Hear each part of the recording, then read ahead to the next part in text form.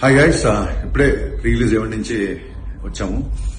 అయితే last but one speech రావడం మూలంగా అక్కడ కళ్యాణ్ గారు వెయిట్ చేస్తున్నారేమో అని చెప్పి నెక్స్ట్ కంటిన్యూగా పోస్ట్ ప్రొడక్షన్ టైర్డ్నెస్ వల్ల నా సినిమాకి పనిచేసిన కొంతమంది ఇంపార్టెంట్ పర్సన్స్ పేర్లు నేను చెప్పడం మర్చిపోయాను. అందులో ముఖ్యంగా ఫస్ట్ చెప్పాల్సింది రాజీగన్న స్క్రిప్ట్ కూడా వినకుండా డైరెక్ట్ గా సెట్ లోకి వచ్చింది అని చెప్పాను మొన్న. అంటే she always wanted to work with Pawan Kalyan garu. మొత్తం క్యారెక్టరేషన్ స్టోరీ అంతా చెప్పిన తర్వాత అప్పుడు తను ఫస్ట్ షాట్కి వచ్చింది.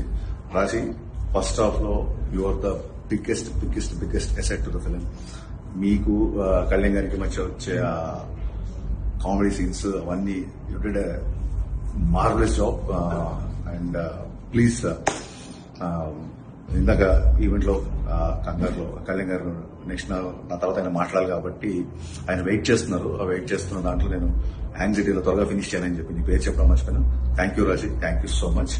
అలాగే మా ట్రైలర్ టీజర్ కట్ చేసిన బాబ్జీ అండ్ రవి గైస్, ఇవాళ ట్రైలర్ ఏ రేంజ్ లో వెళ్ళిందో నాకు తెలుసు. మీకు నేను అక్కడ స్టేజ్ మీద మీ పేరు చెప్తాం అనుకున్నా, మీ పేరు కూడా మర్చిపోయాను. ఇకపోతే లాస్ట్ బట్ నాట్ లీస్ట్ మా బావ తమన్. మొత్తం బ్యాక్గ్రౌండ్ వర్క్ అయిపోయింది, బ్యాక్గ్రౌండ్ స్కోర్ వర్క్ అయిపోయింది.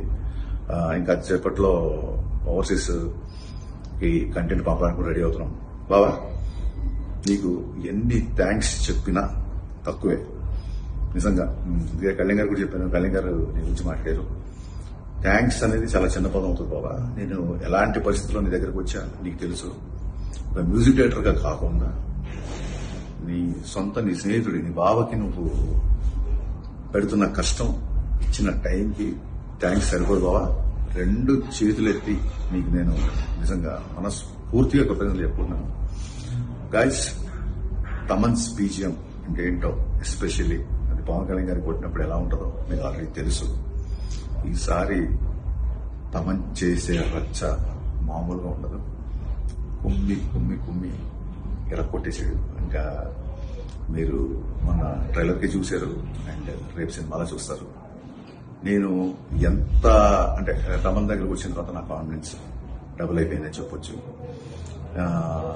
తమన్ మ్యూజిక్ గురించి మాటల్లో కాకుండా రేపు ఆ సౌండ్, ఆ రీసౌండ్ అన్ని మీరు వింటారు. Love you Baba. You once again prove what a friend means to you.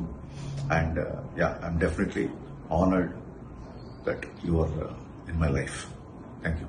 And Thaman గురించి ఇంకొక ముఖ్య విషయం చెప్పాల్సింది ఏంటంటే,